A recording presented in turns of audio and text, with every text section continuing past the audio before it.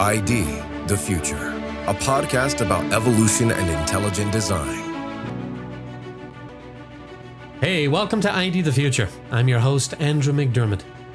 In this episode, we're sharing with you the second half of a conversation featuring Dr. Casey Luskin and the host of the Live Life in Motion podcast, Sam Kleckley. In this segment, as well as part one of the chat, Dr. Luskin is taking us back to the basics of intelligent design, which is particularly helpful if you're new to the science yourself, or you have friends or family or colleagues who are open to learning more. In part two, Dr. Luskin begins by discussing the fossil record and the abrupt appearance of new life forms, often referred to as explosions. Casey shares his perspective on how the patterns observed in the fossil record don't always align with slow, gradual evolutionary transitions, suggesting instead a rapid and massive infusion of large amounts of information into the biosphere. He discusses the idea that this abrupt appearance of new organisms, from major animal groups to even our own genus Homo, might be better explained by intelligent design. Luskin also tackles the often debated question of the intelligent agent behind this design. Casey clarifies that the intelligent design community includes people from diverse backgrounds, united by the belief that there is evidence in nature for a designer, a concept that stands apart from specific religious views. He even mentions examples of atheists and former atheists who find intelligent design a compelling idea. In the realm of education, Casey addresses the controversy surrounding teaching evolution and intelligent design in schools. You'll hear the Discovery Institute's view that while Darwin's theory should be taught, students should also learn about the evidence that challenges the evolutionary paradigm. Casey also mentions the challenges faced by scientists who question the evolutionary story, highlighting the intolerance sometimes found within the scientific community towards dissenting views. Again, whether you're familiar with intelligent design or it's a new concept for you, this interview with Casey promises to offer some valuable insight and a different perspective on these fundamental questions. So, let's dive in. Here's Dr. Luskin now as he begins to talk about the abrupt appearance in the fossil record of many groups of organisms. We see in the fossil record, you mentioned dinosaurs, when many groups of organisms appear in the fossil record, we see them appearing abruptly without direct evolutionary precursors. Paleontologists have a word for this. They call it explosions. I took a lot of paleontology in my geology studies. We see explosions throughout the history of life. Okay. In fact, it's the dominant pattern. When new major groups of organisms appear in the fossil record, they appear abruptly without direct evolutionary precursors. It's true for the first major groups of animals. It's true for the first land plants. It's true for the first flowering plants. It's true for the major types of dinosaurs. It's true for major marine animals, major groups of fish. It's true for birds. It's true for mammals. It's true for our own genus Homo sapiens. You know, when our own genus appears in the fossil record, it appears abruptly, very distinct from our supposed ancestors, which are called the Australopithecines. And so we see this pattern throughout the fossil record that does not document slow, gradual evolutionary transitions. And we would argue that the best explanation for this, sort of abrupt appearance is that it's representing a very rapid and massive infusion of large amounts of information into the biosphere. And again, where does information come from? Information comes from intelligence. And so when we see this abrupt appearance of new types of organisms, it's like, when a new kind of technology gets developed, smartphones, and suddenly you get all these new smartphones appearing, okay? Well, the same thing happens in the fossil record. A new kind of organism appears, you see all kinds of new variations of that appearing abruptly without a clear evidence of sort of a gradual evolution from some ancestor. So we think that pattern is also much better explained by intelligent design than the standard evolutionary paradigm that's out there in the scientific community. Would it, in my thinking, is it something, say, the first intelligent design could have been an animal, could have been a dinosaur, and then there's another explosion of intelligent design where it could have been some sort of species of humans, and then there's another kind of explosion that kind of continues till we get to around where we are? Well, we try to just take the evidence at face value. And what does it say? And that is what you just said, Sam, really very, very good description of kind of what we see in the history of life. We see one type of organism appearing abruptly, call it, we'd say, dinosaurs. Okay. And then later on, we see another type of organism appear abruptly, birds, and we see diverse groups of birds appearing, again, quite explosively. And then we see the major orders of mammals appearing quite abruptly in a very short period of time, typically without, evidence of some evolutionary, gradual evolutionary pathway being shown from the fossil record. So we do see that pattern throughout the history of life. So, what does this tell you? Well, maybe there were different types of organisms that were progressively designed over the history of life. Maybe Earth was progressively being sort of terraformed and prepared by, an intelligent creator for the eventually, the coming of humans, or I don't know. I mean, but it kind of looks like that's kind of what we see going on in the history of life. Is there in the intelligent design community and just communities in general, they could be just people that believe that this is, how human evolution and the origin of humans started. Is there some sense of like what we call the intelligent agent? Is it a god? Is it, where do we, where does that fall in the ID community? Sure. So before I answer that question, let me just say my own personal view, because I always think it's important just to be very upfront about where you're coming from. I personally am a Christian, and I do believe that the designer is the God of the Bible. So I'm not, I try to be very open and transparent about where I'm coming from. Now I also have a, scientific background, so I hold my views, due to scientific evidence. It's not like my religious beliefs say that intelligent design has to be true. If intelligent design turned out to be false, I would still be a Christian. Okay. But I think it's supported by the evidence. Now, all that being said, within the ID community, we have a diverse group of people of many different backgrounds. We have folks in the ID community who are of a Jewish background or Muslim backgrounds, people of Eastern religious backgrounds, Hindus, Buddhists. We have people who would call themselves agnostics, and certainly we have many Christians as well. What we're all united around is that there is evidence in nature for a designer, being the best explanation for many features of life in the universe. And so you don't have to commit to some particular religious view or whatever view of who the designer is to see that there's evidence for design in nature. It is an idea that stands apart from theology or religion. You don't have to have any religious presuppositions to be able to see that there's evidence for design in nature. A great example of this actually is an atheist named Thomas Nagel, who is a very famous intellectual, and he's written books actually defending intelligent design. I don't know if he fully agrees with it, but he says, look, this is an idea worth taking seriously. Sure. On a few years ago, there was an atheist, a philosopher named Bradley Monton, who wrote a book about intelligent design, and the subtitle was "An Atheist Defends Intelligent Design." I think that's what it was. Another interesting example, a philosopher named Anthony Flew. If you and I had been alive in the 1950s and 60s, we definitely would have heard of Anthony Flew, because he was like the guy, he was almost like the Richard Dawkins of that era, who was going out and debating people like C.S. Lewis. Okay, he was a very famous public intellectual atheist who was very critical of religion. Well, in the late 90s, early 2000s, Anthony Flew learned about this new scientific evidence that was coming out supporting intelligent design.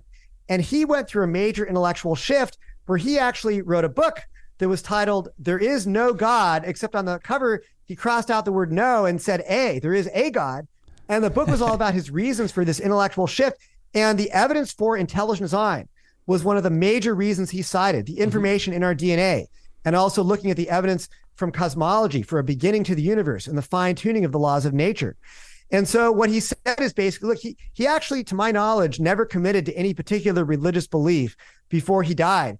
But he did convert from atheism to some form of belief in a God, whether it was like a traditional religion. I don't think it was, but he definitely had a major shift. And he came from that strictly from, an atheistic perspective. So you don't have to come at the evidence with religious presuppositions to see that there's evidence for design in nature. And the theory of intelligent design tries to restrict what we can learn from a scientific investigation. So it doesn't try to get into larger, religious questions like, what is the identity of the designer? Although people are very open about what they believe personally, the theory itself doesn't try to specify, who is the designer, et cetera. Those are more, those are important questions. They're very interesting and important questions. Sure. But I think that the theory of intelligent design is not going to address that. I think that, you have to address that from other fields like philosophy or theology or history or, those sorts of things. So I would say that intelligent design as a theory does not address the question of who is the designer, but it certainly does point to the fact that there is an intelligent designer behind life in the universe. Very cool. I think that's a great point of view for it too, because in my own personal experience, I'll go back and forth about,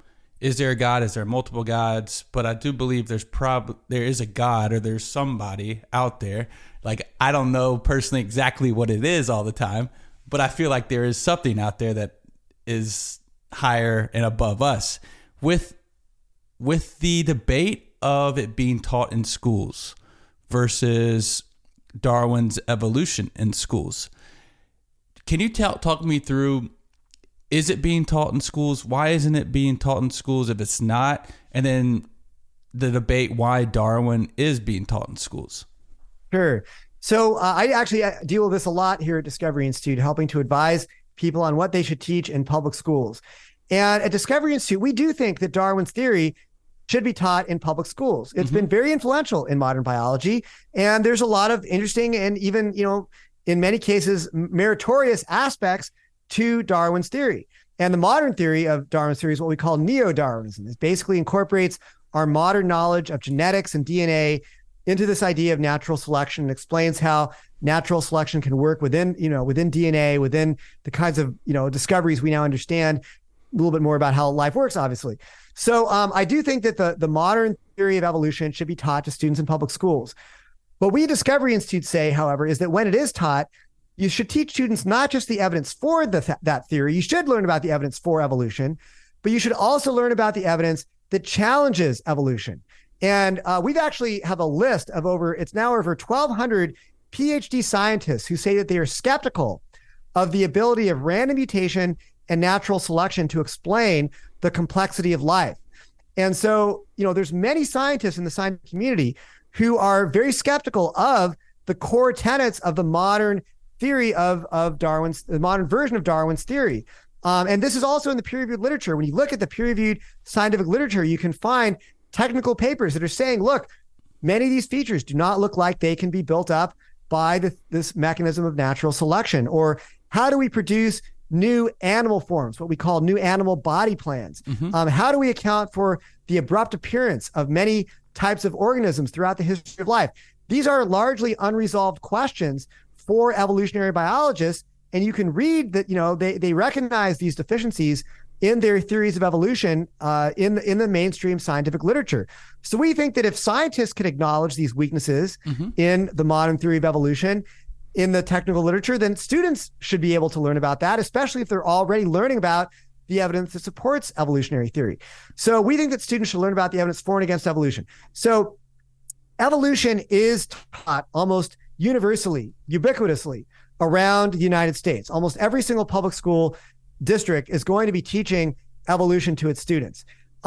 There are probably, I would say, somewhere between 8 to 10 states right now that have statewide policies that either require or permit teachers to teach about the scientific problems of evolution alongside the evidence for evolution. So that's good. This is actually allowing students to learn about all the evidence, to sort of have full disclosure of the evidence so they can make up their own minds. It also allows them to engage in critical thinking, to learn to think like scientists, to weigh the evidence on both sides of a question, and then be able to sort of do critical thinking, critical argumentation, and come up with whatever they think the best answer is. And that's how science is supposed to work. So it's teaching them to actually think like scientists. Now, what about intelligent design? So a lot of folks are actually surprised to hear this, but when it comes to public schools, we actually do not support efforts from public schools to push ID into the curriculum. And the reason for that, Sam, is because we found that when ID gets pushed into public schools, it tends to politicize the debate. It tends to result in a lot of controversy and lawsuits. And that politicization actually ends up resulting in increased persecution of pro-ID scientists and faculty at the university level.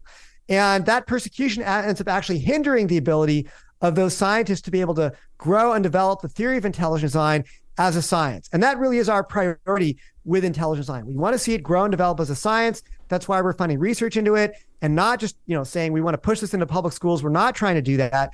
We want to see it grow and develop as a science. And so we've tried to, really counsel people when they come to us. We advise them, don't, go and push ID into the public schools, but you should be teaching evolution objectively. It's already in the curriculum. It's already part of the curriculum. So if you're going to teach it objectively, teach it accurately. Let students use it as an opportunity to gain critical thinking skills and learn how to think like scientists and give them all the evidence so they can make up their own minds with all the information that's available. Yeah, very So that's true. what we say. Yeah, I think that's great. Like point of view of like they're just trying to get all the information so they can use it to think critically to make up their own mind. Is there a reason? Is it because of a religious reason or why does it get politicized when it does try to get into public schools in a way? Like, what's the pushback? Who's pushing back on it? Well, we have seen this over and over again, Sam, over the last few decades of being involved in this debate. And this is actually something that is really unfortunate. It's a much broader problem now than just intelligent design. But we have seen that by and large, the scientific community is highly intolerant of scientists who are challenging the evolutionary paradigm. Okay. I mean, I've worked on cases where scientists were denied tenure or denied a job, or students were kicked out of graduate programs, or scientists lost their lab space or their funding because of their support for intelligent design. And unfortunately, we want to think that science is totally open-minded and always open to new ideas. And I'm not saying all scientists are like this. I mean, I think a lot of scientists are open to hearing new ideas and are open-minded. But unfortunately, what the history of science shows, this actually goes back to Thomas Kuhn, a very famous historian of science at the University of Chicago. And he said that if you look at the sociology and the history of science, he actually said scientists are typically intolerant of new ideas. And so what I'm saying right now is actually pretty well accepted in sort of the field of sociology of science and the history of science. And we have really seen this and experienced it. So, what we have said in the ID movement is that we were getting canceled before cancellation was even cool, like before it was even a thing. They kind of honed their cancellation methods on us. And I don't know if any of you, if you have seen or heard of a documentary called Expelled with Ben Stein. It came out in 2008, but it actually tells the stories of a number of scientists who faced discrimination and persecution because of their views on Darwinian evolution and their support for intelligent design. And this is very real. I mean, I've seen very good people get all kinds of terrible things happening to them because of their not towing the consensus, quote unquote, consensus view on Darwinian evolution.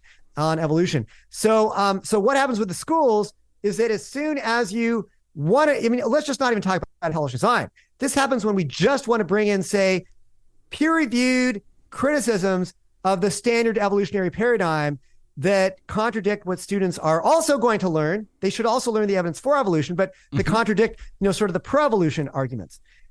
What happens is all the local university professors, not all, but we often have some that come out supporting what we want to do, but you get the local community college biologists and the local university biology department heads coming in and saying, oh, well, this is not science. There's no disagreement on evolution. There is no conflict. I think that was a line from Darth Vader in Empire Strikes Back. There is no conflict over evolution, and science is settled, and we can't have any discussion over this among students. I remember once a leading activist who we call them part of the Darwin lobby. She said that there are no weaknesses in the theory of evolution. So, you get these really bold, dogmatic statements. And this sounds like I'm sort of being a little bit harsh on them. I'm actually giving you like direct quotes from the kind of rhetoric that we regularly experience when we've seen these debates occur on school boards. And what we do is we say, well, look, they can say whatever they want. They have every right to be pro-evolution, but we're going to present you with, 100 peer-reviewed papers that challenge core tenets of the modern theory of evolution and show you that there is a real debate here. And so we're not saying that evolution should be taken out of the schools. We're not even saying that students shouldn't learn the view of the community college professor, that the evolution is correct. His view should be taught. We don't disagree with that. But what we're saying is that you should also teach that there are scientific criticisms of these views. Let students have access to all the evidence. Don't censor. It's really censorship. Don't censor for them. So this problem, Sam, has become very ubiquitous in science over the last few years. This being closed off to new ideas and the politicization of science. It's not just on the evolution topic, although I think that it kind of got, in some ways, got really started or kind of really metastasized within this issue that we work in. But now it's grown well beyond. The cancer has grown well beyond. And there are many people who now have seen over the last few years the politicization of science, the lack of openness to dissenting views, the trying to shut down and marginalize views that disagree with whatever is declared to be the quote unquote consensus of the day. All these things. And look, I'm a scientist, all right? I got a PhD in geology. I've spent a lot of hours in the lab, seen a lot of suns come up in the lab. And I think science is a great thing. I think science is a great tool for learning about the world. So it pains me to see this happening because I think science is really being damaged by this politicization, and it's not good. It's not a healthy state for science to be in. And I hope that scientists of goodwill, whatever their views happen to be, that scientists of goodwill will stand against this and stand for freedom of inquiry, freedom of research, freedom of thought, all these things. It's vital right now that this happens in the scientific community. Yeah, that's it's just wild how you describe that, and it just reminds me of, I feel like, so many things going on in the world today where I wish we could just all get more information and let people have all the information that's out there, then let them make up their mind for themselves. I mean, big tech is involved right now, right? You Google something and you get a disclaimer warning saying, this is not the consensus view. Well, okay, fine. That's actually okay to know. Like, we should take the consensus very seriously. But the consensus can be right, but the consensus can also be wrong. In fact, every single scientific revolution that ever took place happened because someone was allowed to challenge the consensus. So if you're not allowed to ask hard questions and sort of promote minority scientific views, science can never progress. This is very, very dangerous to the health of science. Yeah, so true. With Darwin's evolution, I kept reading about a fossil, I think it was called Lucy. What's the intelligent design perspective or thought on their findings of Lucy, the fossil?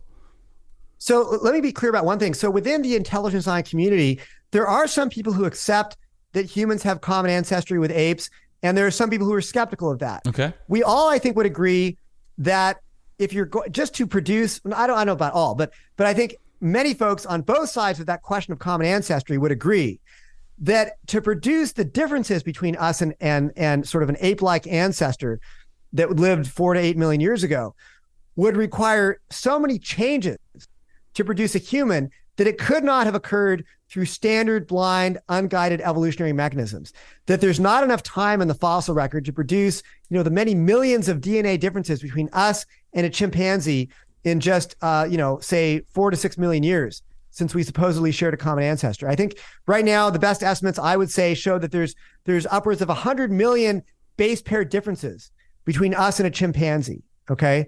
And so if just according to some of the papers that have come out studying the mathematics of evolution, a field we call population genetics, if just 2 of those, many, many millions of mutations, if just 2 of them were required in order to give us some advantage, you wouldn't get any advantage until those 2 mutations were present. Then the mathematics of evolution or population genetics suggest that it would take over 200 million years for a trait like that to arise in a population of organisms like hominids, like primates, sort of our supposed ancestors, okay? But yet there's only been about 4 to 6, maybe 8 million years since we shared a common ancestor with chimps, according to the standard view. You can see there's a time problem there. There's not enough time in the fossil record to allow for all the complex differences between us and a chimpanzee to be able to arise in just this short a few million years in the fossil record, okay? So what I would say is whatever is the case, whether we share a common ancestor with apes or not, the origin of humanity was not an unguided, sort of blind evolutionary process. There had to be some intelligence that was guiding it. Now, I personally am a skeptic of human-ape common ancestry. And when I look at the Australopithecines, I see an ape-like species that had many differences from humans. Lucy probably spent most of her time in the trees. She probably was capable of knuckle walking.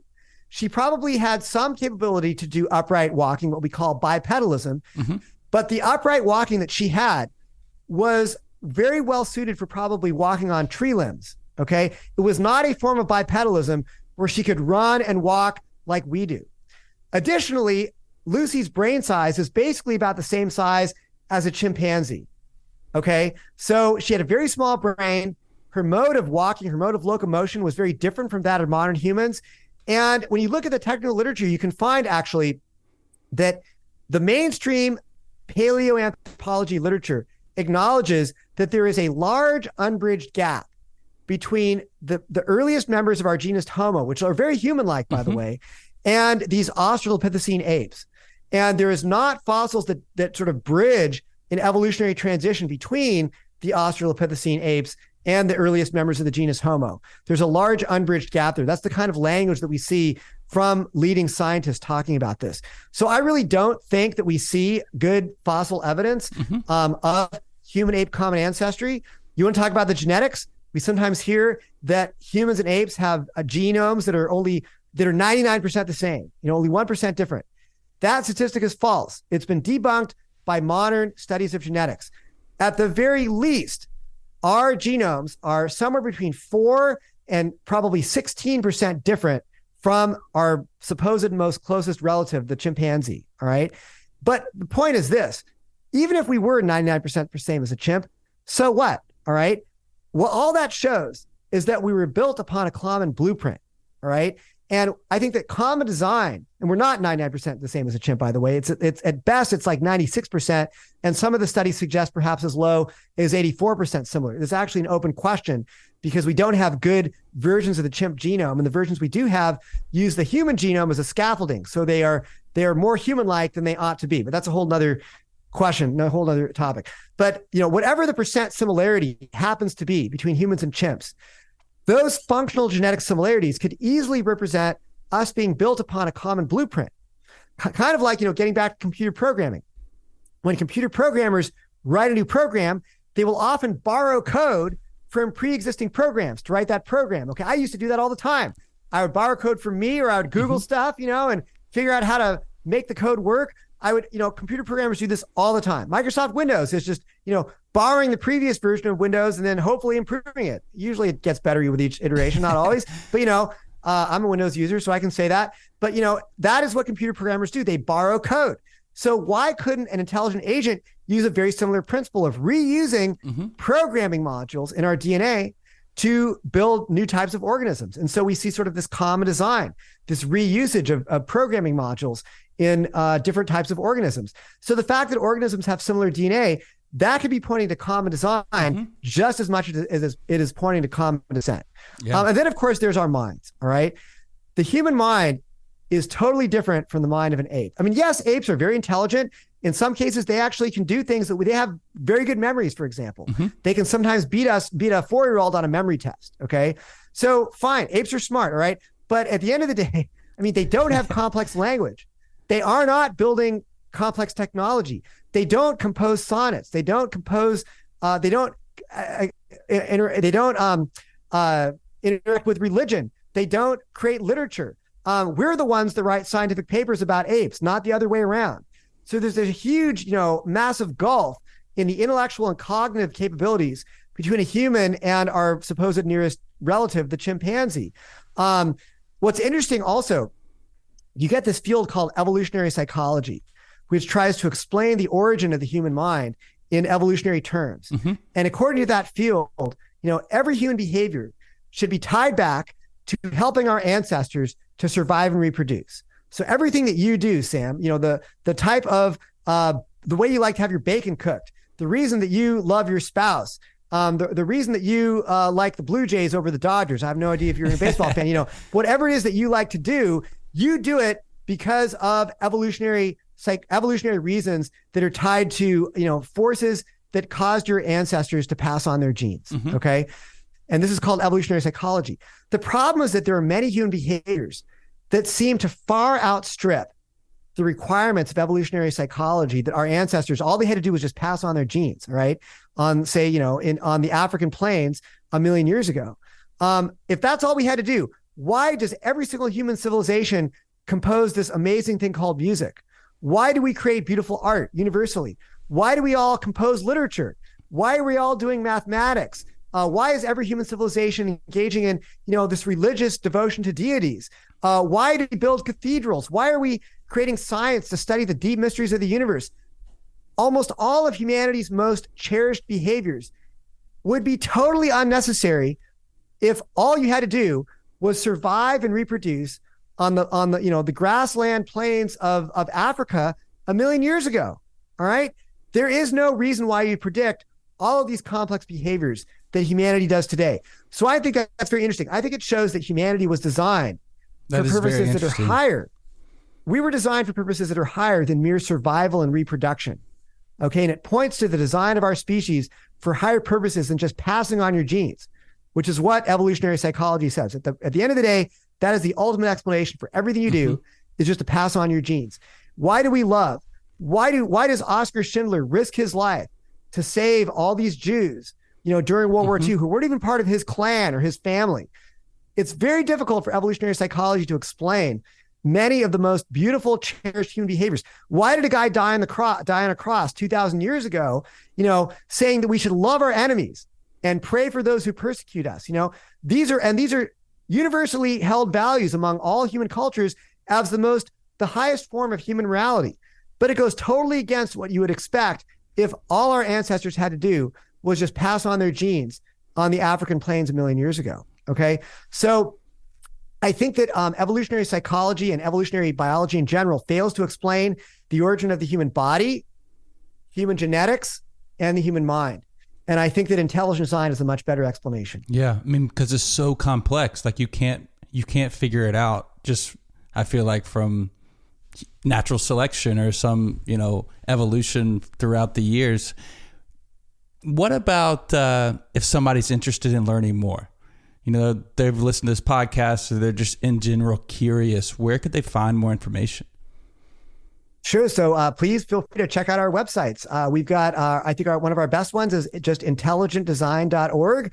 Sort of a gateway portal to learn a lot about our stuff. You can also go to our main news site, which is evolutionnews.org. We've got daily articles there, evolutionnews.org. And then we have a podcast that's idthefuture.com.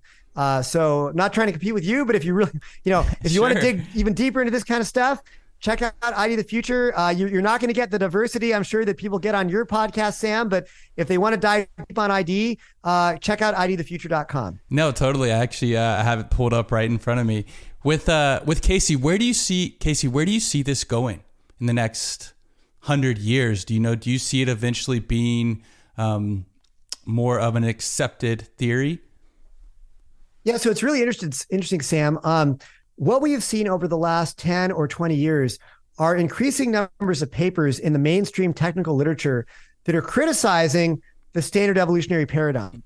Okay, so it's becoming more and more kosher in evolutionary biology to criticize the standard neo-Darwinian model. Okay, now folks are not ready to give up on purely material, just basically, your purely natural, unguided evolutionary models.